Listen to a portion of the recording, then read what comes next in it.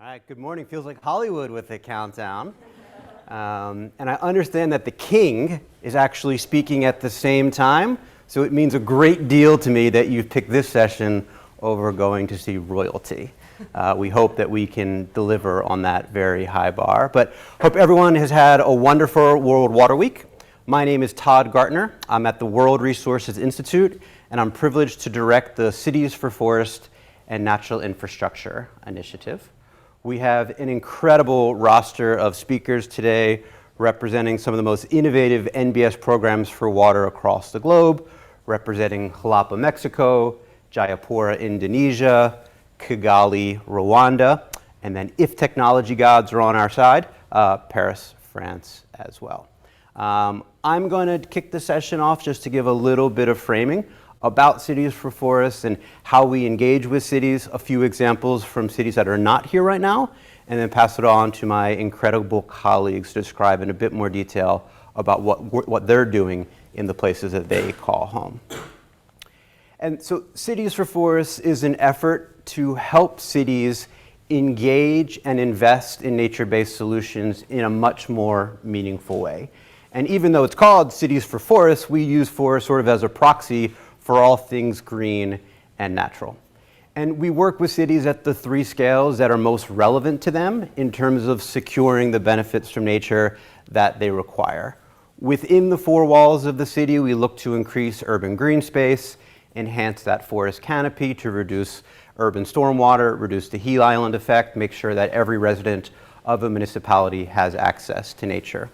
We focus on that nearby watershed scale, water supply, flood control, recreation. This is often where residents create that deep connection with natural systems. And we're seeing time and again opportunities for cities to make investments to ensure healthy nature and forests around their cities. And then something that's quite unique about Cities for Forests is our focus on what we call the faraway forest piece.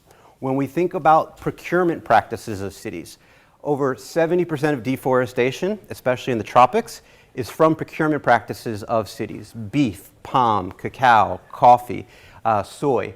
The decisions we make at our kitchen table in the supermarket can have major impacts on tropical forests far away. We help cities understand what that impact is and how to create more sustainable pathways. The way that we engage with these cities is using a three-pronged approach.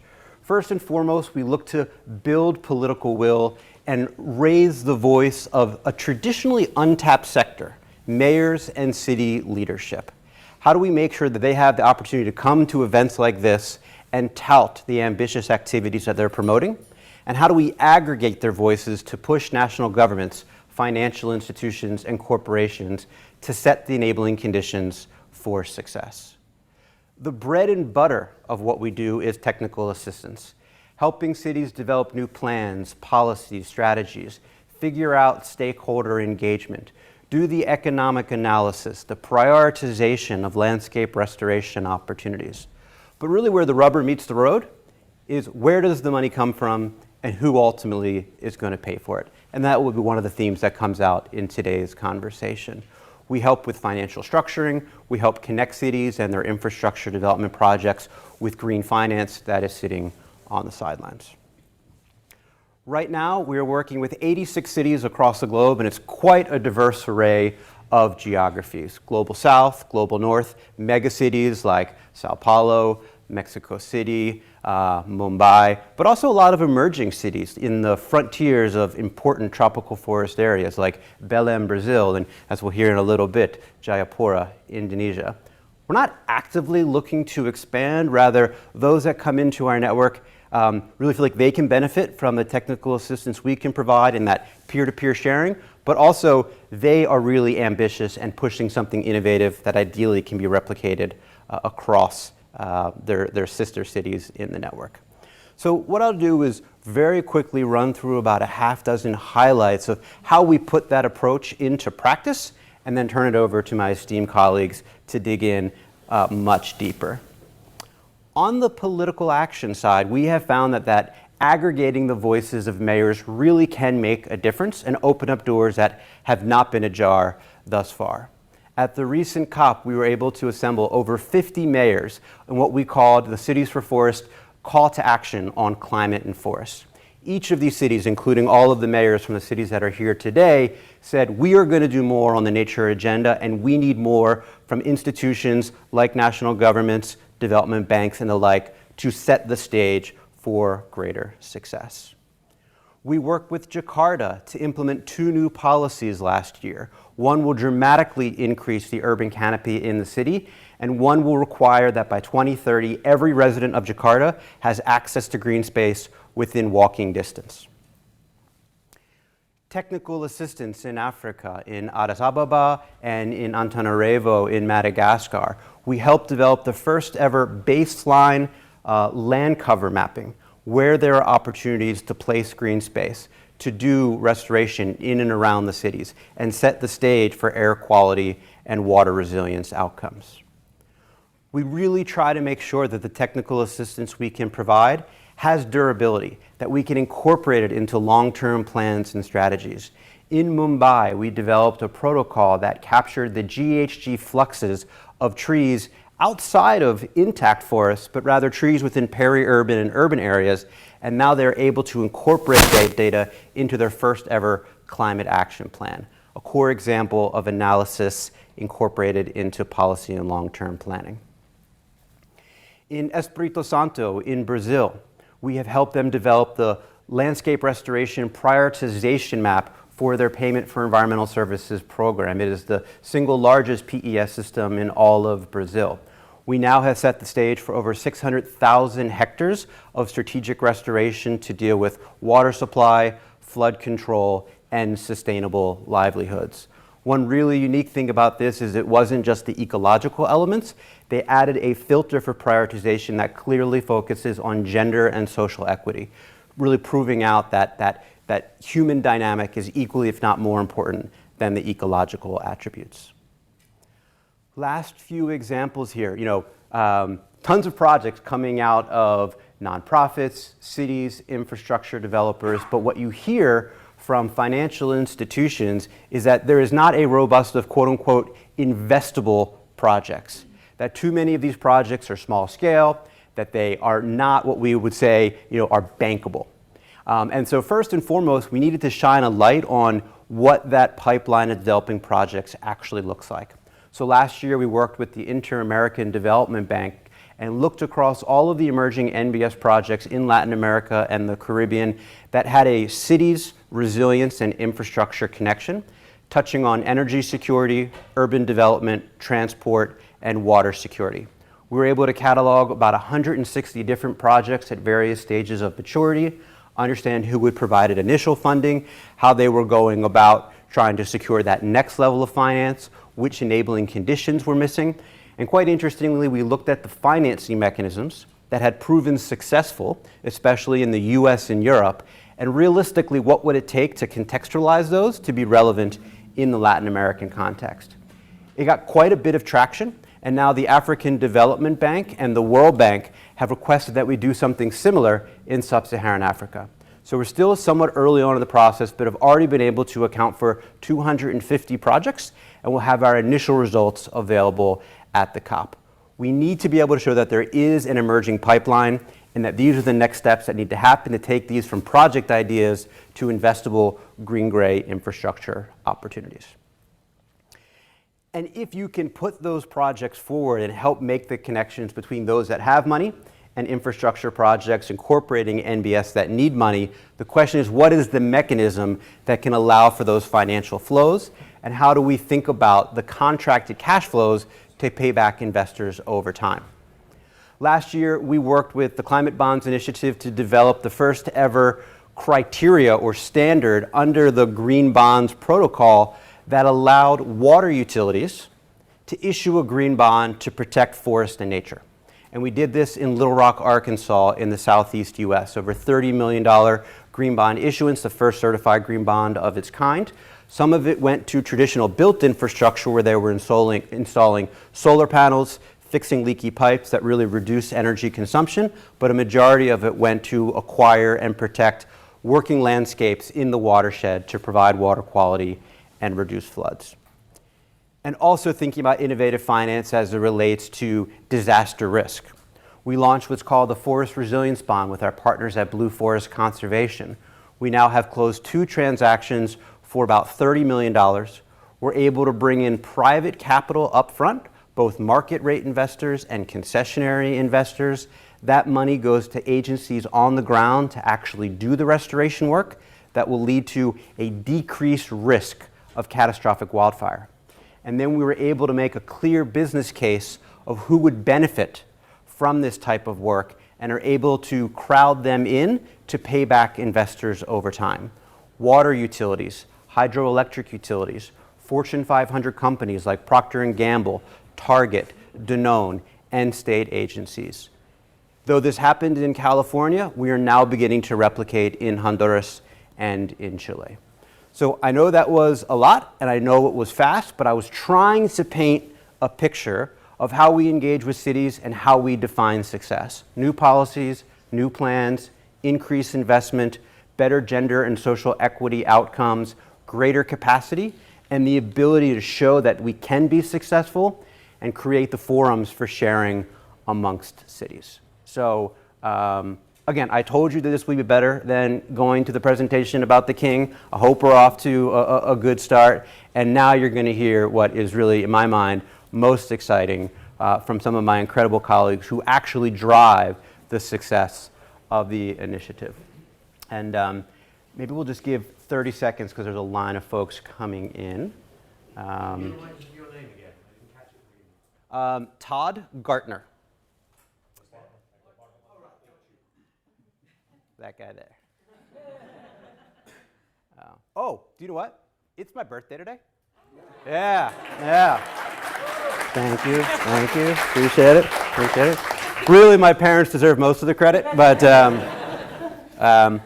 anyways. So we've officially killed that 30 seconds. Let the line come in. It is now my pleasure to introduce our panelists who, again, are representing Jayapura, Kigali, and Xalapa. So if each of you would please come up and have a seat up here on the front, that would be fantastic.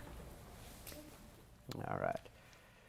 So we will first hear from Japheth Habinshuti, who is the Chief Resiliency Officer in Kigali. And Kigali is really leading the way as it relates to urban water resilience and watershed protection. We will then hear from Mesalin Maimbu, who is with Jayapura, Indonesia. And we are going to hear some incredible types of work that they are doing in that region in terms of protecting forests and nature, quantifying outcomes, and truly engaging stakeholders. We're then fortunate to hear from Georgina Vidriales Chan from Xalapa, Mexico, who has gone through our accelerator program where they were able to take an early stage idea and really develop it to the point where there's now actually financial flows going to protect urban green infrastructure and watershed forests, and that money is landing in the hands of landowners. And then I don't know if we have our colleague, we do, wonderful. So our colleague who is dialing in from Paris, France, Yann-Francois, is going to be talking about that really unique element that I described of the faraway forest piece. What Paris is doing not only in their own backyard, but how they're working with Francophone mayors and countries and regions within Central and West Africa to ensure that they can be a catalyst for the protection of forests in that region. So, Japheth, I would love for you to come up and describe the incredible work that you are doing in and around Kigali. Please.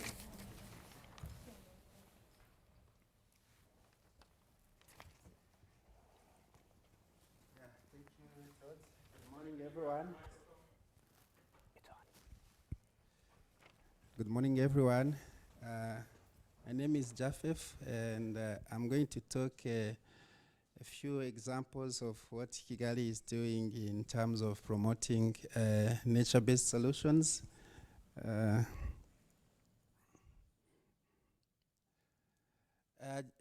Like many African cities, Kigali is facing different environmental challenges, including flooding, soil erosion, and many other environmental degradation impacts that affect our water quality and quantity.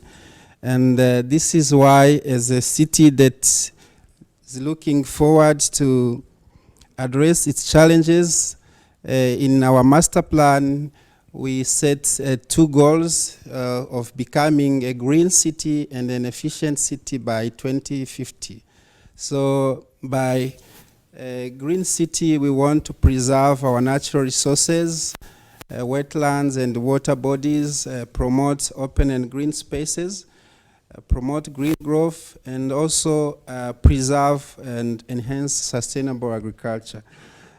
By becoming an efficient city, we want to ensure 100% access to safe, reliable, affordable, and high-quality water services, ensure safe management of stormwater and wastewater.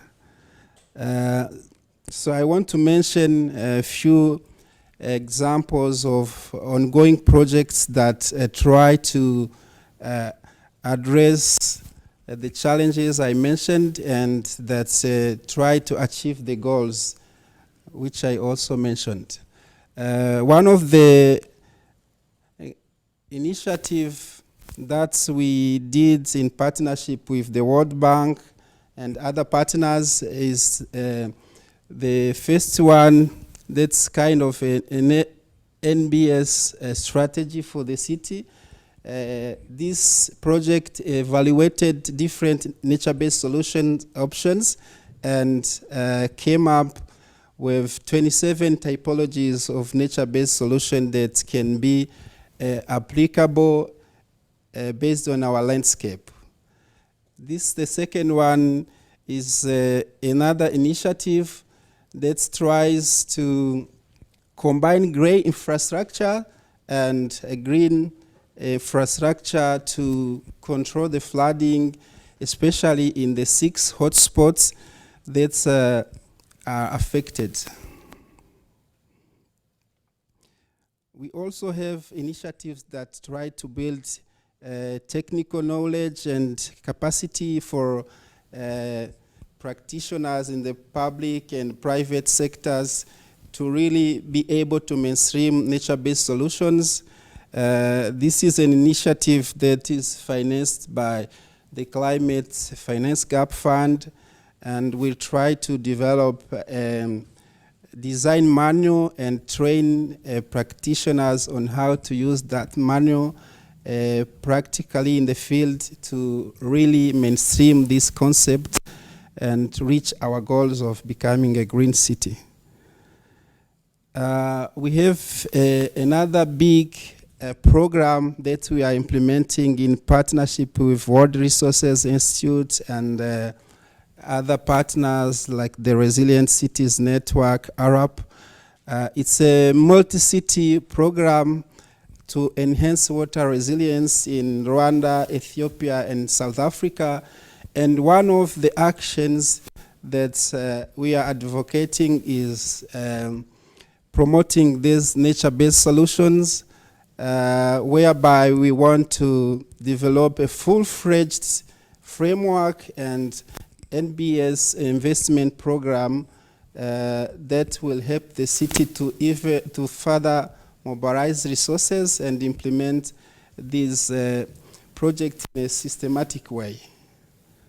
So the program helped the city to develop an action plan that was launched in June in the Commonwealth Heads of Government meeting that was held in Kigali.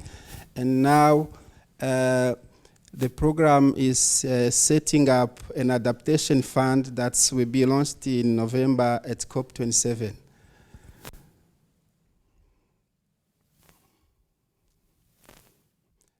We are trying also to advocate nature-based solution for a resilient recovery, and we have this framework that is helping city to set principles and achieving a resilient recovery.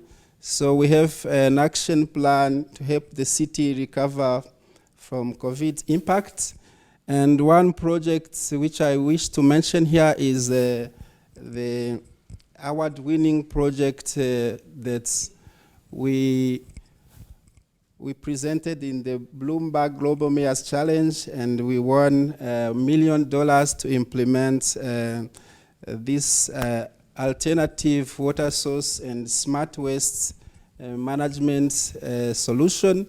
We are trying to combine nature-based solutions, circular economy principles to adapt to the impacts of COVID. So there are many other projects on the subject in the pipeline, but these are just examples. This is to show that the city is really committed to promoting nature-based solutions to not only adapt the impact of climate change, but also to ensure that the livelihoods of the people are improved. So I wish to thank you, and we'll keep on discussing what is on the ground in the city. Thank you so much.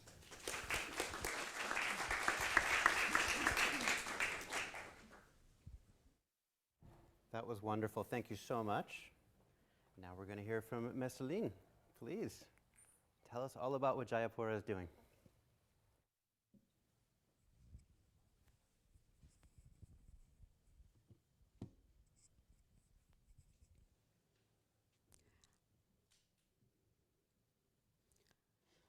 Good morning, ladies and gentlemen.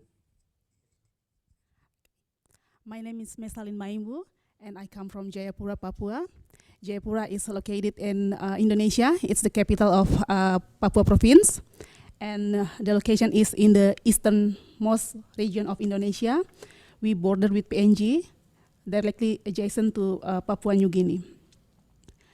Today I will talk about the efforts of the government of city of Jayapura to improve water quality, prevent floods, landslide, and preserve green open spaces as a nature-based solution by promoting local wisdom.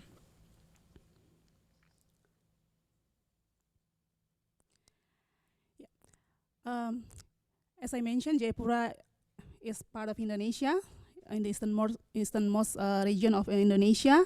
And then administratively, it has an area of 94,000 hectares and consists of 5 districts, 14 villages, and 25 sub-districts. Topographically, the city of Jayapura has average altitude of 0 to less than 700 meters above sea level, and then 40% of the area cannot be occupied because of a steepy hilly area with a slope of 40 degrees, and there are many swamps with conservation status. And we are also surrounded by nature reserve, namely Cyclop and also Yotefa Bay.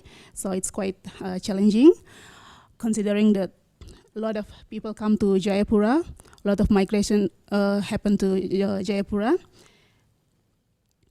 And demographically, the population of Jayapura was more than 400,000 in 2020.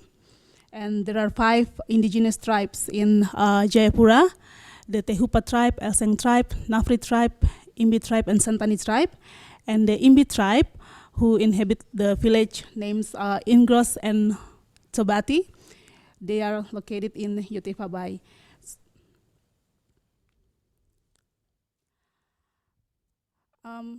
Environmental quality index of Jayapura city is in good category.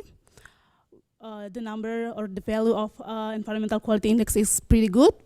It is supported by the air and the land quality index, but for the water quality index, the number or the value is it's not good. It's slightly polluted status, and we are trying to improve the water quality by doing several things, and the number, the value is increasing, although it's not significant. Yeah. No, in 2020, 50, 21, 53.30, and 2022, 53.83, so not significant increase, but still has progress. And the environmental issue we are facing in Jayapura City is shifting cultivation in protected and conservation areas. We are facing landslide and floods as well, and water pollution. Water pollution from household domestic wastewater and garbage. Based on our data, 15.20% of the waste is not managed, so it cannot be. It can be thrown into the river or can be burned and so on.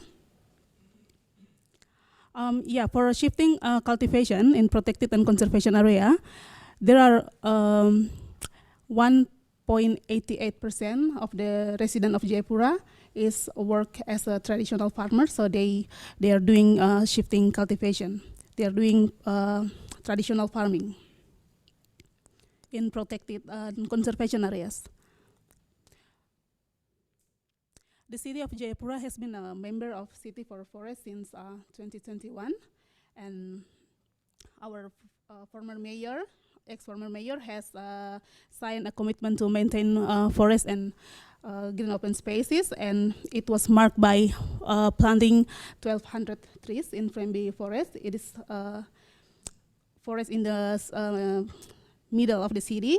We are planting 1,200 trees, and then since then we have been undertaking many activities such as seminars related to how to increase the open green space, and then we are doing planting tree and monitoring tree, collaboration with the local universities, and then we collecting data on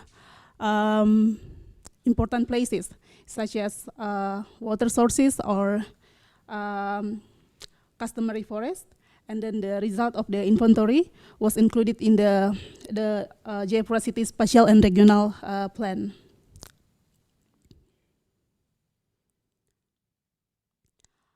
For controlling water pollution and land damage, our government has been undertaking several activities, several things, administratively and in technological way. So we have been constructing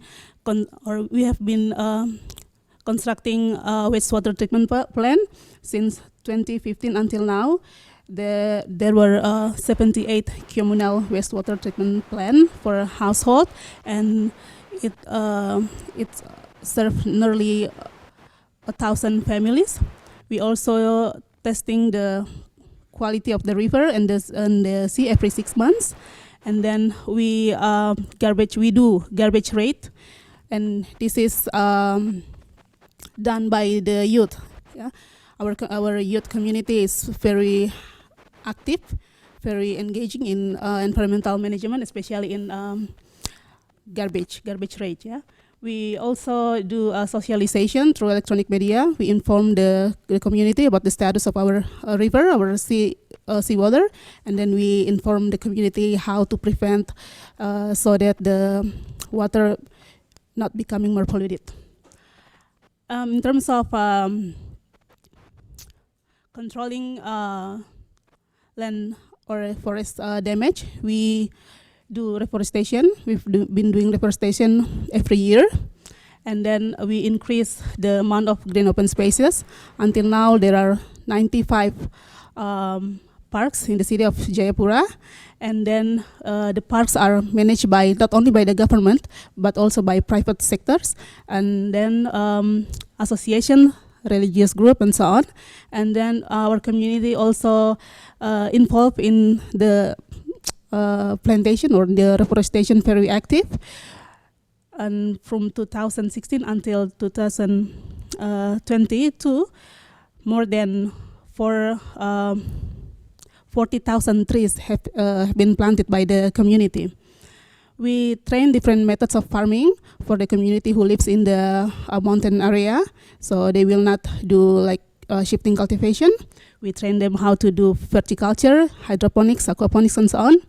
And then we provide assistance to forest rangers. There are some forest rangers in our city, in Jayapura, and then we provide them with, we give them tree seedlings, we provide them with fund as well, and then we gave them a certificate award.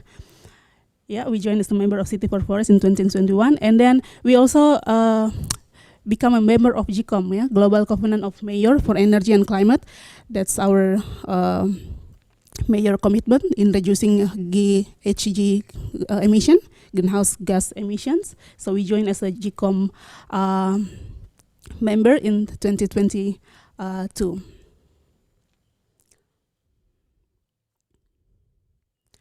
As I mentioned before, there are 5 tribes in the Jayapura city, and one of them lives in Engros and Tobati village.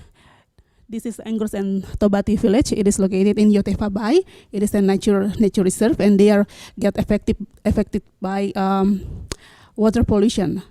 So we are trying to increasing the quality of the river, the quality of the water, so that the Engros and Tobati village community will not get affected by pollution. In Tobati and Engros village also there are forests that belongs to women. So mangrove forest in Tobati called women's forest because only women can enter the forest. Men will not be allowed to enter the forest. So the number of mangrove is decreasing as well, and we do a lot of plantation to plant mangrove in Tobati and Engros village. We have high commitment to manage our environment, so that we get a lot of awards from national government, from the Ministry of Forestry of Indonesia. We got Adipura 6 times a row, and then we got Nirwasista Award, and then we got Proclaim Award. Those awards are for green leadership, yeah, for the city who maintain their environment and their garbage. And our dream is we want to create, Eden in Jayapura, the place where the city is beautiful, the water is clear, there are many trees. That's our dream. But we realize that to achieve that dream, we need more collaboration, we need more partnership with other parties in order to achieve what we are dreaming for. I think maybe that's all from me. Thank you so much for your attention. Fantastic. Well done. Well done. Based on those photos, it looks like you're well on the way to the Eden outcome. So changing geographies, right? We've heard about Kigali, we've heard about Jayapura. We're now going to shift geographies and hear about Xalapa, Mexico. Georgina, please.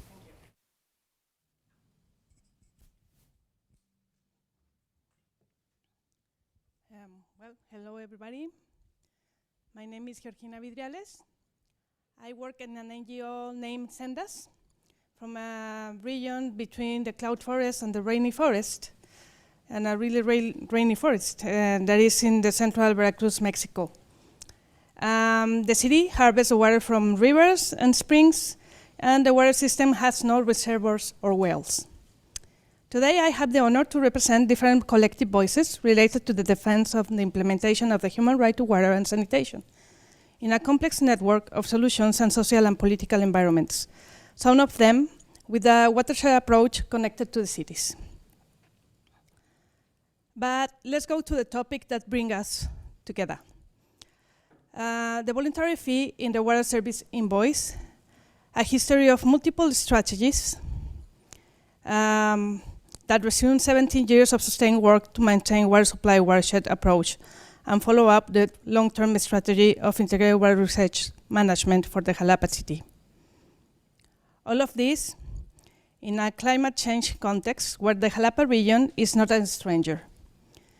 The area depends on the rain and in the mist for water supply, and the annual precipitation average used to be 1,500 to 2,000 millimeters. The rainy weather is changing. We get more rain in short periods, the dry season has increased, and the lack of water is becoming more and more recurrent in the city. We have to learn fast to adapt solutions and attend the water issues. And I say us because it's not only a government solution. To tell the outcome of this story, we have to visit the long pathway we have walked since 2005, with multiple strategies and alliances that build a model of co-participation between citizens and government that allows for funds, public and private funds, to address the water situation with new approaches. But we don't have time to get inside the whole process. Only the last 3 years, during this period, we had the opportunity to work with the Xalapa municipality and co-work on an integrated water resource management strategy from 2018 to 2019. One of its results was designing and implementing a voluntary fee for environmental services aligned with this strategy. The co-work involved government, NGOs, academia, and the business sector, more than 50 participants in 6 months, and resulted in a document with 7 strategical axes. One of the main actions was to construct a local water resiliency fund that attends to adaptive actions and conservation and productive projects for the watersheds that supply water for the city. Xalapa strategy was the point of contact between SENDAS and WRI through the CTC Fix Labs and the later City for Forest initiative. The Water Resiliency Fund had several drafts, but national and state policies against public trust stopped the project when we had one of the final approvals. So the mastermind, including the city mayor in that time, that it was 2018 to 2021, began as a first step of the alternative plan modifying the organization chart of the municipality water office to include the integrated water resource management view department that could follow up the strategy that we have already done. As a second step, diverse consultants started to make financial projections, and that also linked to the City Fix Labs strategy, about the fee amount that could be voluntary process with the people that have a water contract. And the exercise of 10%, 5%, and 2% charge of the total value of the monthly water bill were running. Until this moment, we have all the support to develop the project. The results were presented to the board of the water office and citizen representatives, and they approved several sessions later a 2% fee projection. At that moment, the local administration was reaching closer. All arrangements had to be ready. The voluntary agreement for water users, the dismissal process for the people that don't want to pay, a no less critical and multi-actor alliance and communicational plan launched by support the integrated water resource management strategy, and the fee that is at this point was called voluntary environmental services 2% fee. Not very attractive. In January 2021, the fee project was ready to approve by the board of the water office and citizen representatives. It also had the support of the municipality council. Still, a political time of elections appeared, and an electoral ban was nearly applied. To ruffle the situation, in an act of political daring, the mayor gave the order to implement the voluntary environmental services 2% fee. When the fee went to the public arena, a political debate started, fueling disinformation. To counter this, at the water paying offices, we enable attention centers to solve doubts and inform people about the benefits, or in some cases, how to dismiss the fee. All this happened in a complex atmosphere where social groups that had promoted the water agenda for 20 years pushed for the change while facing a strong pushback from some government officials and companies. Time was running out. There still were things to do: operating rules, the spending of resources, and the planning and anchoring of the scheme for when the change of government took place. Because we have a 4-year period, no, with the ex-mayor. It was a storm.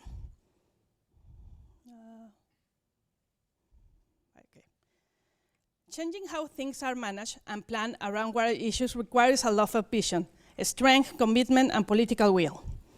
Until December 2021, more than 58,000 users of Jalapa's water voluntarily contributed just over $250,000, a quantity that quadrupled the amount of money that the Xalapa Water Office annually invested in environmental services from 2007 to 2020 annually. Of this amount, $63,000 was used as part of the first annuity of the new Environmental Services Agreement with the National Forest Commission to invest in the Pisciac River watershed 5-year contract, which ensures the conservation of 1,474 hectares of forest through the channeling of resources to 377 beneficiaries, who are the owners of the forest land. But the new mayor arrived, and he hesitated to maintain the program and the citizen co-participation schemes. In less than 3 months, he promoted to stop the joint investment effort to have a more resilient city. What lessons we achieve from this Xalapa case?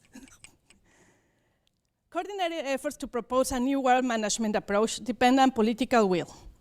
It doesn't matter how robust and participatory the proposals and programs are.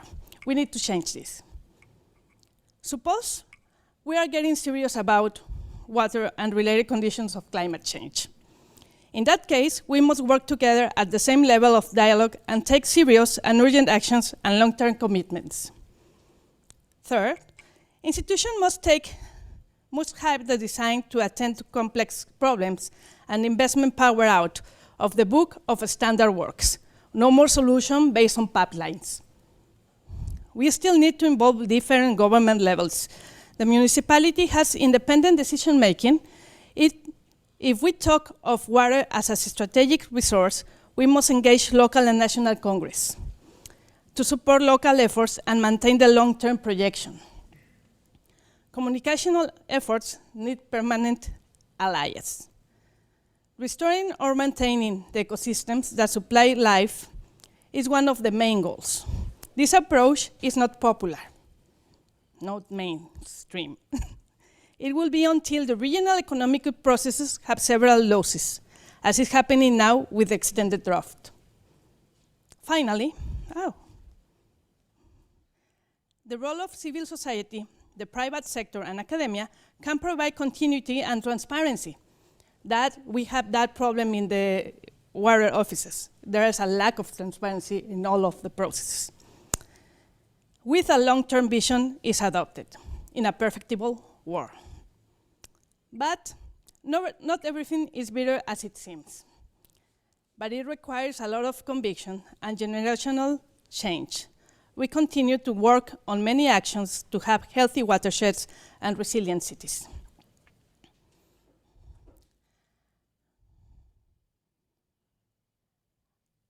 Well, I'm almost in the end.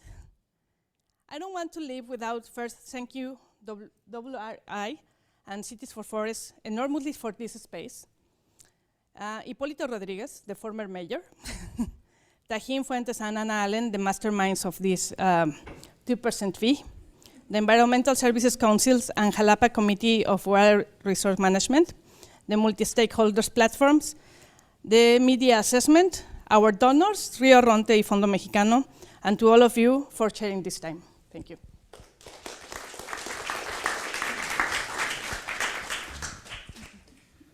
Thank you so much, Georgina. That was fantastic. And something really interesting to me is the voluntary portion of this. And clearly the residents of Xalapa saw the benefits of investing in their own natural system.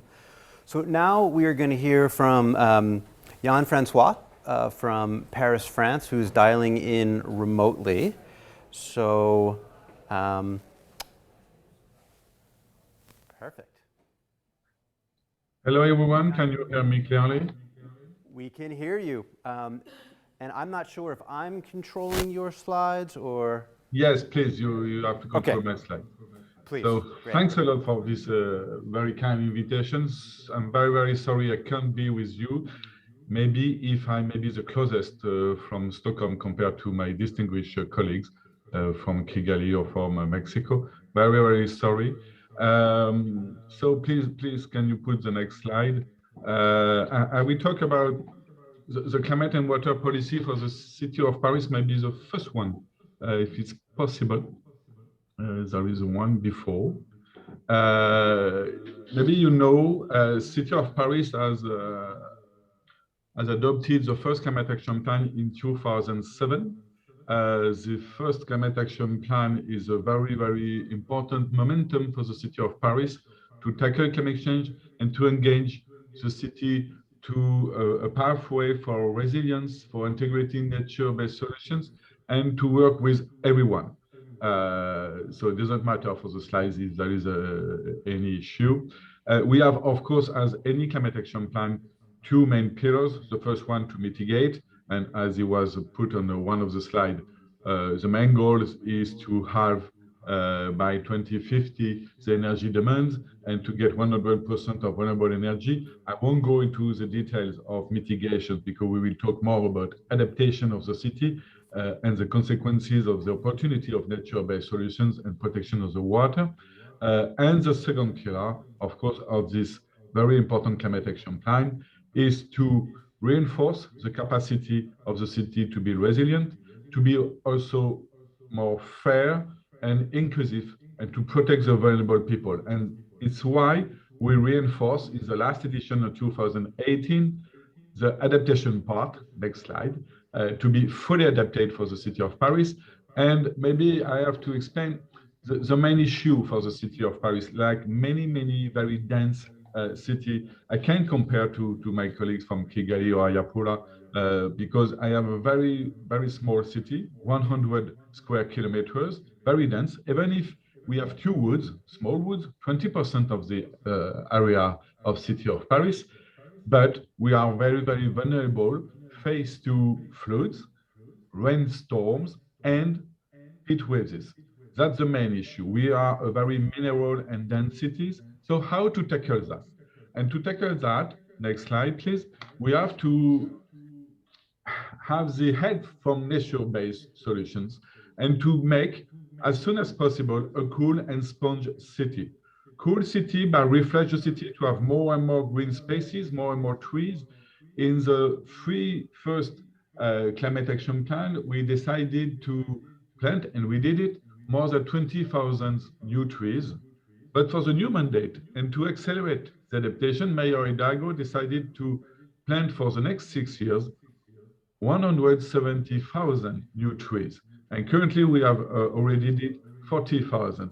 That's a new way of thinking the cities. That's a new way to withdraw asphalt, to explain people that we need to sponge the city, to keep the water, but also to accompany all the people, all the citizens, all the company, how we did before for energy saving, how we can make water saving, how we can avoid wastewater, how we can decrease the leaks of the pipes, and so on. It's a huge program that we call in France Paris Pluie, because it's a joke to compare to the umbrella, the name in France. But the document Rain in Paris is how to maintain the capacity of the city to deal with the rain and more big rainstorms like we can have now with climate change.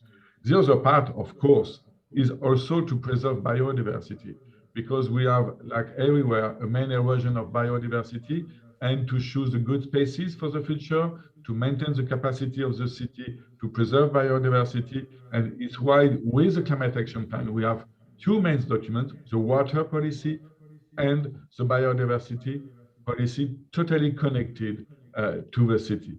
But we are not alone.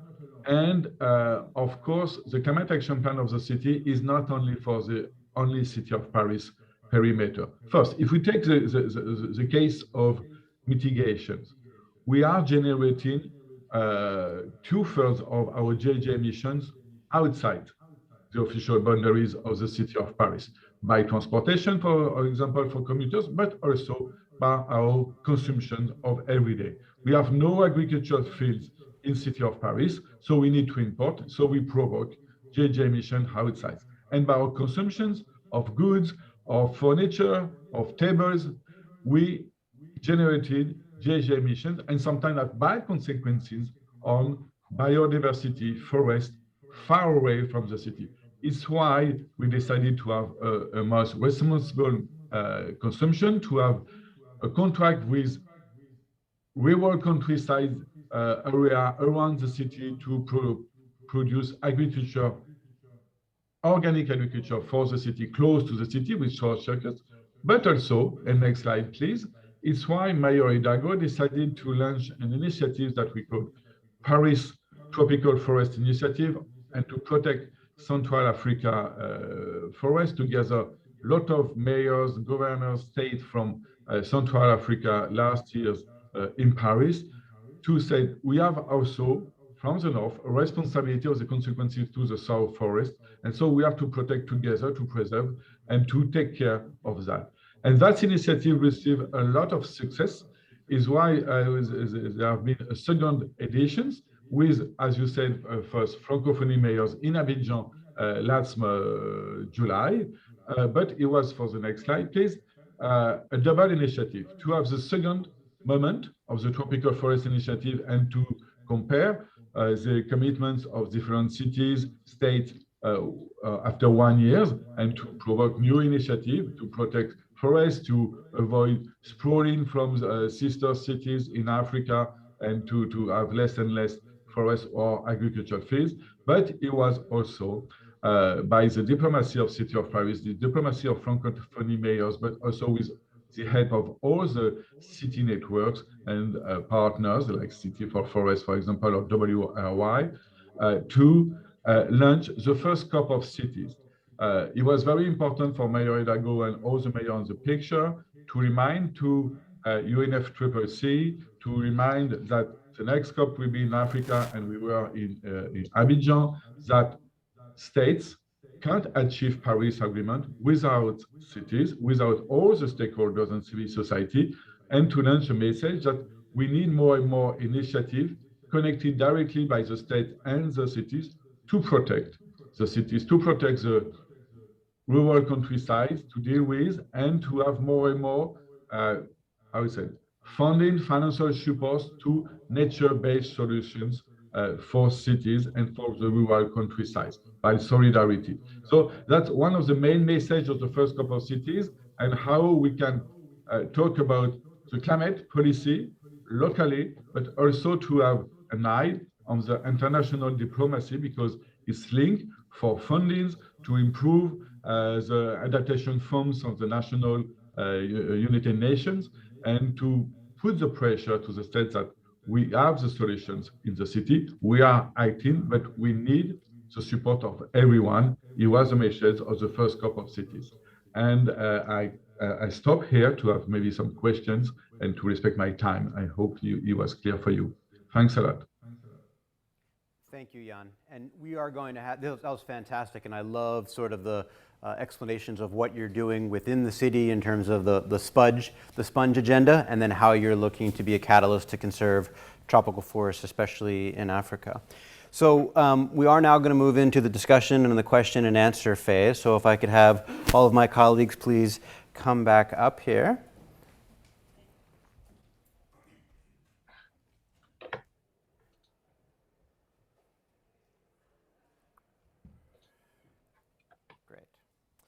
And if you wouldn't mind just speaking into the mic and then passing it along. And Jan, are you still able to hear us? I'm here. Perfect. Great.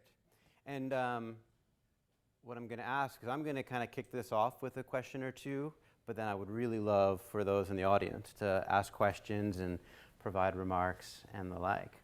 And maybe we can just go in the order that we have up here. But my one question is how you define success for your program, and then how you communicate those objectives and what success looks like to the residents of the city. Yeah, thank you, Todd, for the question. First of all, most of the initiatives that we have today, they are in terms of projects, and each project has a monitoring and evaluation framework So we try to do regular follow-up of the project implementation and also evaluation of the impacts. But also we have something called performance contracts that the mayor signs with the president, so that every financial year the president had to check that the mayor fulfills what he agreed to do in the performance contract. That's also one way of ensuring accountability. To the next part of the question, the communication, the city has different platforms to communicate with residents, including social media, but also different TV and radio shows. We also have something called Ask the Mayor. It's a regular show where the mayor receives questions from the resident in a live session together with the deputy mayors, and they really answer or receive feedbacks from the people themselves. Thank you. Thank you so much. Mesalin, the same question for you. You had a chart that showed how you're tracking water quality and air pollution numbers, but are there other ways that you're defining what success looks like and how you're communicating that? Yeah, as I mentioned before in my slide, for communicating, we do through radio. So our mayor has, like my friends here, has program. It's called Morning Coffee with the mayor. So the community can ask the mayor about the policy or the program that has been doing by the mayor, and also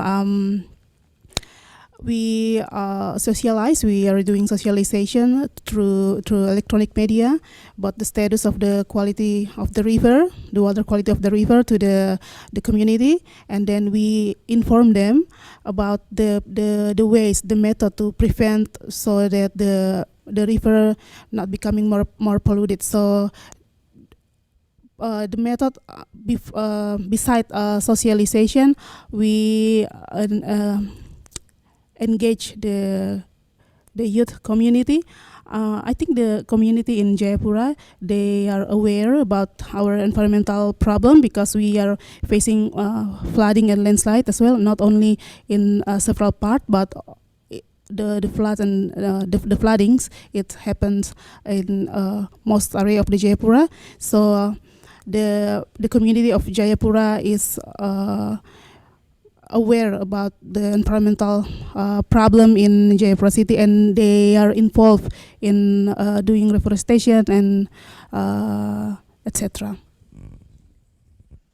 Georgina. Well, we are like the resistance, but we have a communication assessment program, no? So we have a lot of people, well, no, only 2 people, but that help us with all the communication strategies. So we have the same, like that TV show, radio, a lot of radio, and a media agenda to attend to communicate the goals of the programs and the results.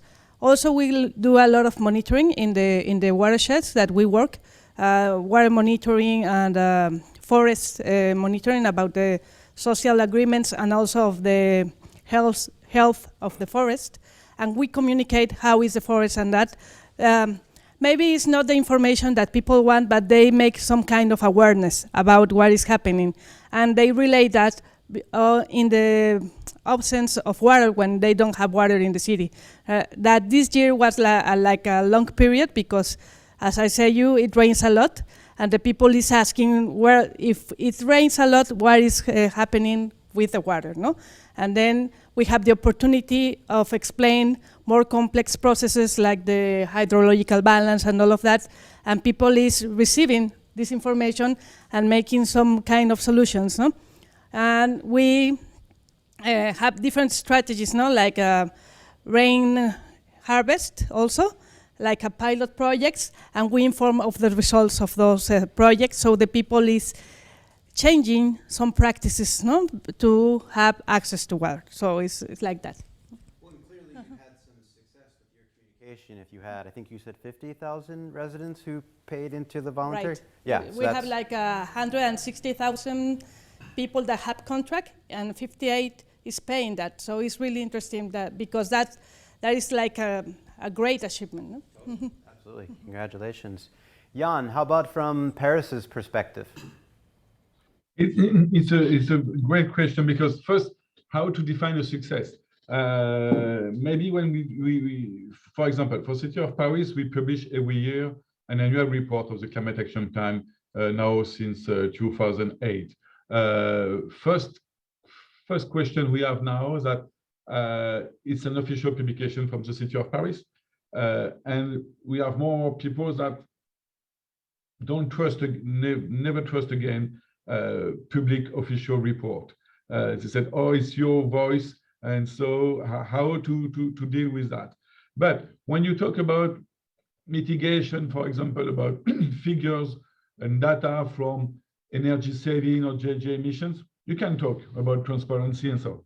But about the effect of nature-based solutions, about adaptations is harder, because how to explain that we avoid, thanks to nature-based solutions, a big disaster, because maybe if we didn't do anything, we have less people die and so on. It's very hard to deal with the definition of a success of nature-based solutions, and things that it's only on a long time, a long period, then we can assess it and we can show to people that it works or not. But sometimes it's a bet for a mayor. We need that to have a very strong political voice to convince people and our world or technical people to help them for the social acceptability and to discuss with all the NGOs, associations, or local partners about the opportunity and to work together.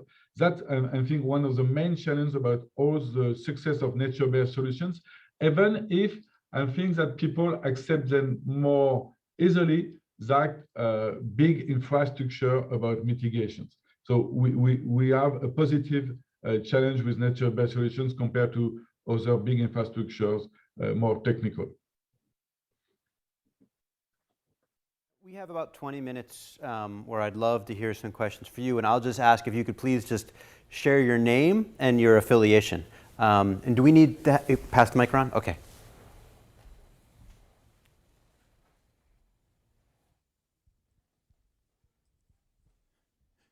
Good morning.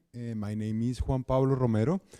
I'm a consultant. I live in Bogota, Colombia, and I'm currently advising the city of Bogota on developing a mechanism to finance publicly local protected areas. So the work that I've done so far says that there's a relationship between awareness and political will, and then public financing. So my question is that, how do you create awareness in order to increase political will to eventually have more money to invest in green investments? Thank you.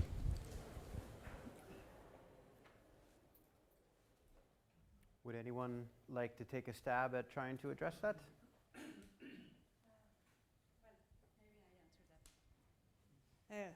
Well, awareness. We have to make a lot of environmental education, but not in the traditional way that goes schools and makes some chalks and all of that. It's like a focus strategies with people that has the interest and the listening from other people that could make decisions in the cities.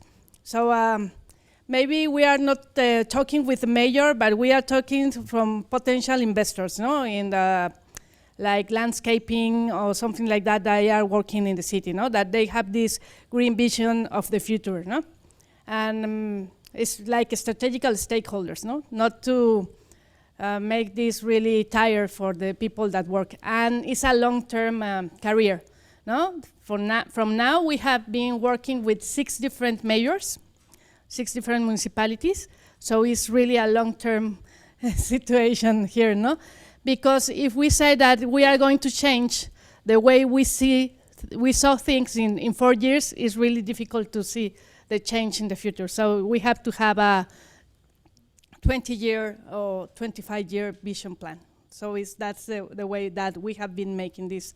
And the actual mayor, that he say that he don't want the 2% fee because of political issues, he was the first one when we start the environmental services program. So it's really difficult because 14 years ago he says, okay, let's go greener. And now he's saying no, because I want to be a governor. So it's like, no, you know, and he's the same person. So it changes, the political will change of different interests. So we're still working with the social people, the inhabitants of Xalapa and other areas, and networking a lot. But we know that we will change. So it's not always that we change one mind and then we change the world. No. Anyone else want to respond to that? Take the next question. Yeah, thanks for the question. I think in my case, it's a little bit different because the political will is there. However, there is a problem of insufficient municipal funds. Then we come to prioritizing what can be financed during every financial year. However, what we do is try to engage with development partners and show the city leadership that the things are working on the ground, and try to show the benefits that any NBS project will have on the livelihoods of the people. For instance, giving employment opportunities to local people in the construction, maintenance of these green infrastructures. And then by these visible benefits, the city leadership are convinced to even use the municipal funds to finance the next stages. So we do this by mobilizing external funds and piloting some initiatives so that we can showcase how this is working and what additional benefits it has for the city. Great. And one of the key elements that we find in building political will is being able to make an economic business case.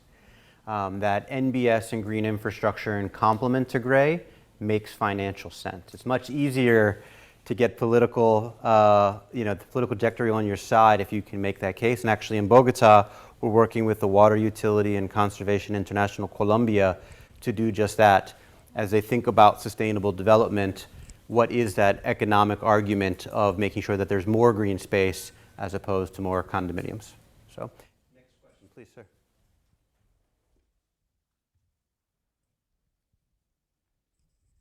My name is Jonah Kudago, and I'm coming from Habitat for Humanity International. My question, I have two questions. The first one is about informal settlements within the cities. We are talking about greening. How do we actually factor in informal settlements within the city when you are talking about green spaces for the entire city? And then the second one is about getting some trees planted. I mean, we know that if we want green, we have to get trees planted. But how do you balance this with groundwater table? Because some trees are taking so much water from the ground and others are not. Do you work in consultation with experts, maybe agriculturalists and other people to advise? Or can you share a little bit about that, assuming I wanted to do something like that somewhere? Thank you. Excellent questions. Mesalin, do you want to maybe address the first one with informal settlements? I know that you do a lot of work with local communities. For the settlement, our agency conducting assessment of the environmental document.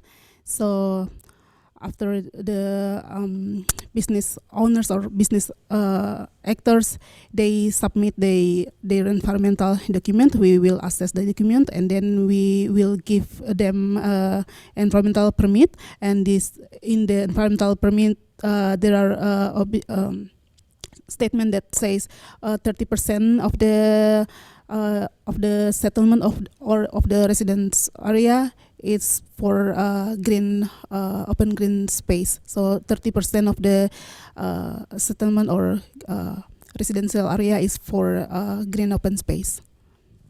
What do you do with those 30% that you displaced? The 30% of the open green space can be in the form of, like park or football pitch, and many forms of green open spaces, but mostly is park. I mean, when do you move the people to informal settlement? They are crowded. Informal. We do have a lot of informal settlement in the area along the riverside as well, and then until now we are doing, not like in the hard way. No, we haven't relocate them, so we just engage. I mean, we tell the community or the people who live in the settlement that has not permission from the government. We didn't relocate them because it's hard for the government to relocate people because a lot of people come to Jayapura and we cannot stop them. We just in the persuasive ways. So we just inform them or just tell them, not to throw the garbage in many places or in, like that. That's great. Japheth and Georgina? Yeah, thank you for the question. Similar to Indonesia, Kigali has more than 60% people living in informal settlements, and it's a very big challenge. But most of the projects I presented are focusing in that area because that's where the climate risks and vulnerabilities are. So the city has adopted in situ upgrading program, and we try to minimize as much as possible the expropriation costs and the mechanism. So we try to upgrade and include green components in these in situ upgrading programs. We are working with the World Bank and following the environmental and social safeguards principles of the bank, and it's going well. The other question was planting trees, and does it pull from the water table? Yeah, we have a Rwanda Forestry Agency. We are working closely with them so that to know what type of trees to implement and what are the needs, looking at the scenarios and the future scenarios of the programs. Thank you. So it's science-based. You're really trying to make sure that you're planting right tree, right place. Yes. And, I see a lot more hands, so maybe we'll take some more questions. Please there, and then there.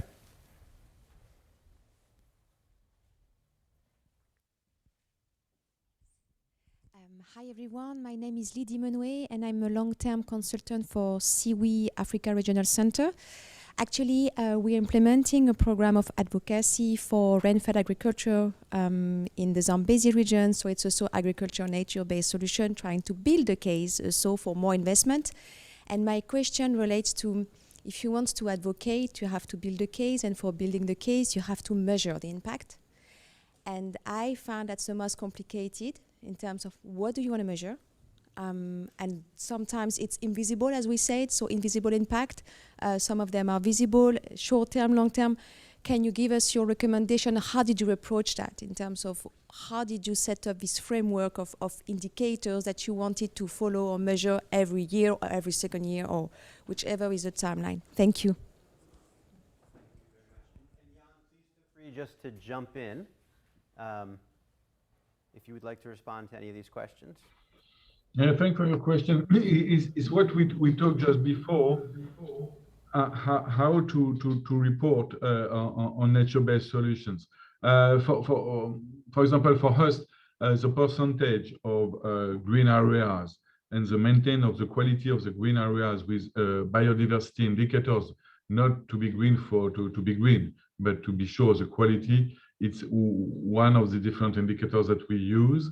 For the moment, we are not able to measure the impact if we are achieving or not the decreasing of the temperatures or local areas, because we need a long-term monitoring for that. And as you know, the measure of the official temperature is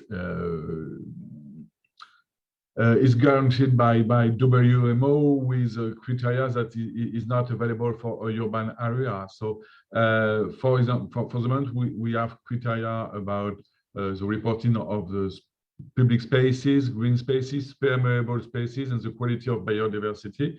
But I totally agree with you that if you want to advocate, you need proof. And that's one of the main challenges that we have to work together to find the solutions. But we have also, with a lot of examples among cities worldwide, historical indicators to prove that we can avoid some big disasters thanks to the nature-based solutions. But for the regulations of the city, I don't know for the different standards of the city worldwide, but usually you use the past historical data and not the futures. And for the moment, we need to build city adapted to the future. So we need to anticipate in the regulations and possible disaster. So if for the case of City of Paris, we decided that we don't take the last big flood, but we take the last big flood plus 20 or 25% of more rain and so on. So it's some data that we can use that, but it's very hard in this domain. On the panel here. Also, to measure the awareness, we do some polls, and we started in 2005 to have like a baseline of knowledge of what people think about the water supply areas and if they have this concept of watershed and all of that. And it's really interesting how it has been changing in this, like, how many? 17 years, no? So we have in 2005 one small poll, then in 2014 a big one that we paid, and now we are going to make another poll with some with an award that we won, no? And it's more complex because we are getting more themes in the poll, but the same questions are like, where is your water supply is, and all of that, to have, if they have this knowledge, no? Also, yeah, and you can follow up the change of the vision between the years, no? And we've spent, the Grand We have spent a lot of time over the last 10 years developing tools to project ecological outcomes from specific interventions to help try to make that case up front. Where we need to spend a lot of time investment is actually monitoring the results as those interventions take place. And it's difficult because you plant a tree today, it takes quite some time for those full hydrological benefits to actually accrue. But if we don't do a better job of being able to show, yes, the floods have been reduced, yes, the water quality has been improved, we're not going to see that influx of investment that we need. So that's critical. Sir. The microphone's coming that way. Hi, Dinesh Mehta from CEPT University, India. I have a comment and question. Comment is following up your question. We've been doing also a lot of work in greening our cities. Now there is this Japanese method of Miyawaki forests, I don't know if the people are familiar with it. It's rapidly growing. You can get trees out in a year or two, but often the species that one has to use are not native to the land and local. So we have adopted the more arduous approach of using local trees, local species. That takes time, but then they are more resilient and they survive longer, and the whole ecosystem is built around that. So I think one needs to understand. Now, when we talk about impacts, I think those Miyawaki trees can show the impact rapidly, but then whether they are long lasting or not. So I think if anyone wants to comment on Miyawaki versus others, most welcome to do that.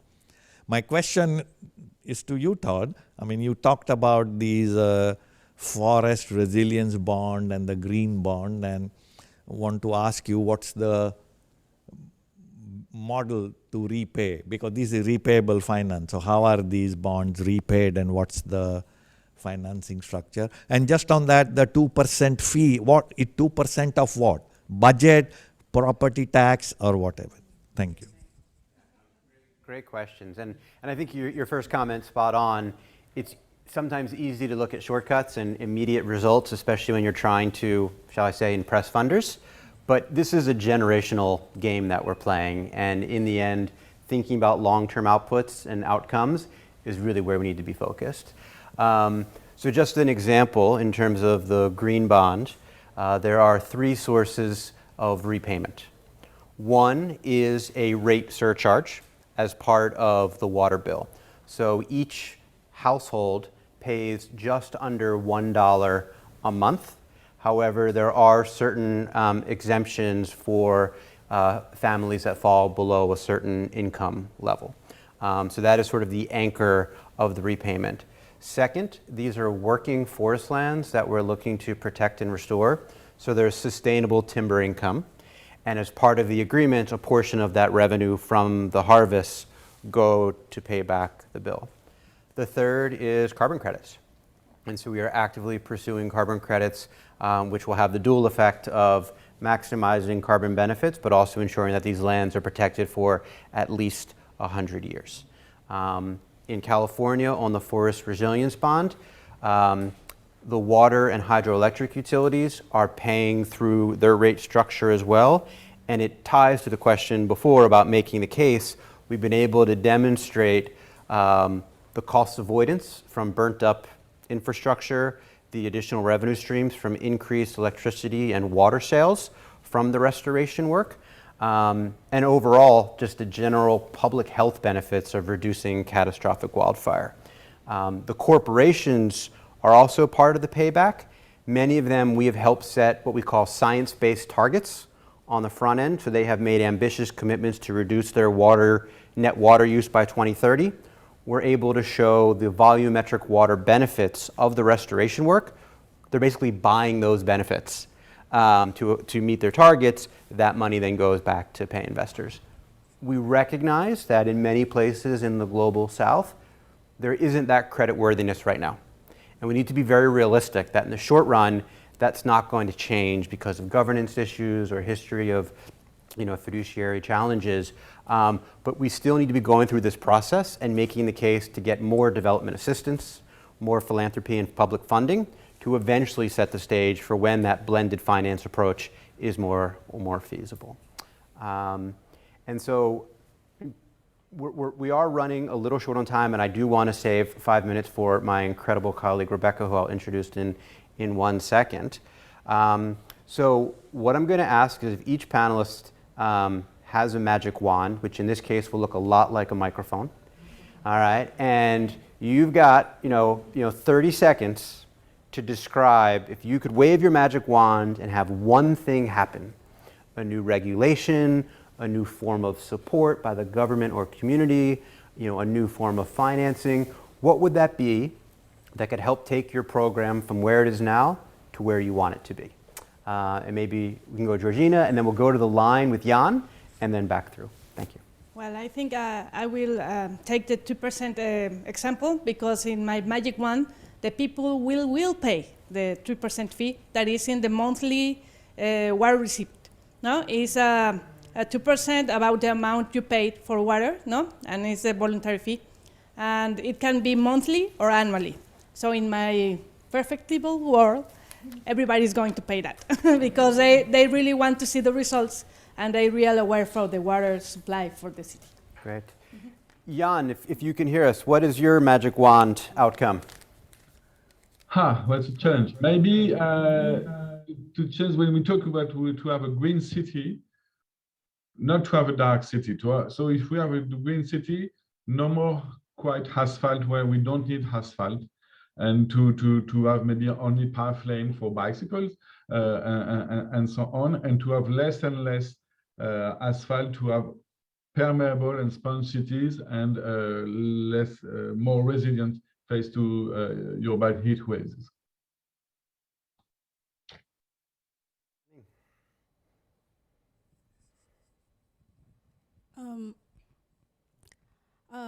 We want to create the Eden in Jayapura city.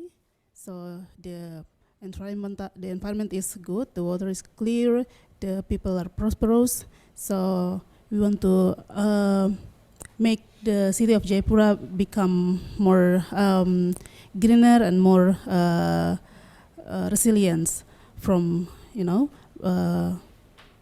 from floods or from landslide and another environmental damage. Sounds perfect. And Japheth? Kigali has many ambitious goals and many projects going on.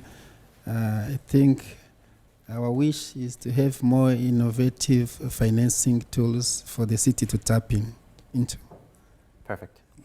And so in our last 5 minutes, we're honored to have Rebecca Alunga with us, who is the water security lead for C40 Cities, a really close partner of Cities for Forests and WRI. I've learned a ton by working with Rebecca over the last couple of years. The network that she leads is doing some incredible things. She's heard all of this incredible dialogue over the last hour and 20 minutes, and she has the Herculean task of trying to wrap it up into some key takeaways and what she's heard that hopefully we can all take forward as we go back to our desks and try to deliver on some of these lessons. Rebecca.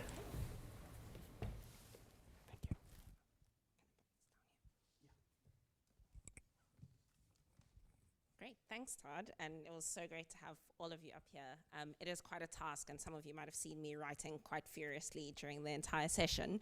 I suppose just from C40's perspective, we've managed to learn quite a lot from Cities for Forests, because they're definitely ahead of the curve a little bit in terms of where our urban nature accelerator is. So just want to thank you for that. So as everyone was talking, there were a couple of words that were coming up that I thought I kind of created a little word cloud with. There was durability, there was transparency, there was mobilizing, benefits, communities, inclusivity, and partners. So that's a lot to kind of capture, and so I'm going to try my best to do it. And what was very clear from everyone's discussion is that all of this is not without its challenges. So there are challenges around making the case, around incorporating informality, and then around selling the impact as well. So if I were to kind of summarize the entire discussion today, I have 3 words that come to mind, and I love a little bit of alliteration. It stays in the head. So the first one is mainstreaming.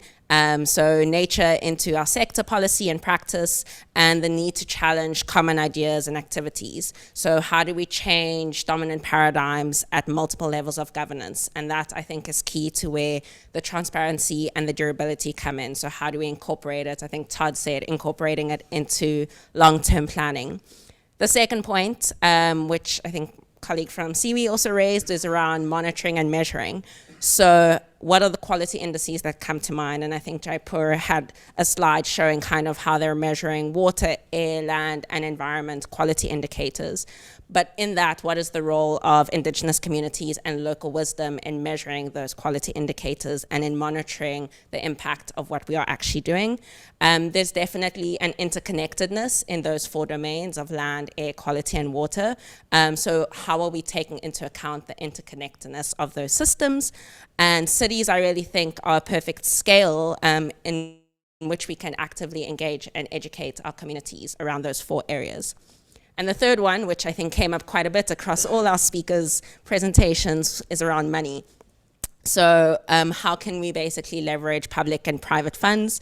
Let's put a number to it. I think it's very easy to just say, oh, this is kind of how it's going to cost. So I love that there was kind of 2%, and you said that's the number we're putting to it. Let's see if it works. If it doesn't work, we can always come back to the drawing board. Cities finding ways to do more with less, I think, is really incredible.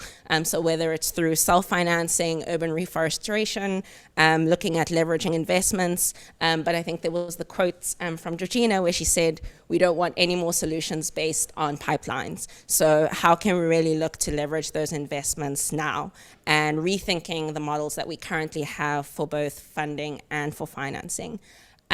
So I think for us really, and what I've really gathered from this entire discussion, aside from those 3 words of mainstreaming, monitoring, and money, is that really this kind of climate battle is going to be won or lost in cities. And I think natural infrastructure is definitely one of the key weapons we have in this battle for climate agenda.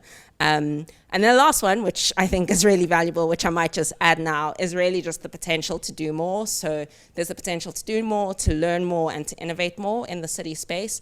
So it's really great to see an initiative like Cities for Forests really bringing cities together to share those best practices and enabling each other to be able to do that. I think that was 5 minutes. I think as well. Thank you, Rebecca. That's wonderful. Thank you. Well, again, thank you everyone for coming to spend your time on my birthday together. This has been fantastic. A huge thanks to our wonderful panelists from literally traveling across the world to be here with us today. Jan, for taking the time to join us remotely. This has been a wonderful session. I've learned a lot, and we look forward to continuing the conversation. Have a wonderful rest of your event. Thank you so much.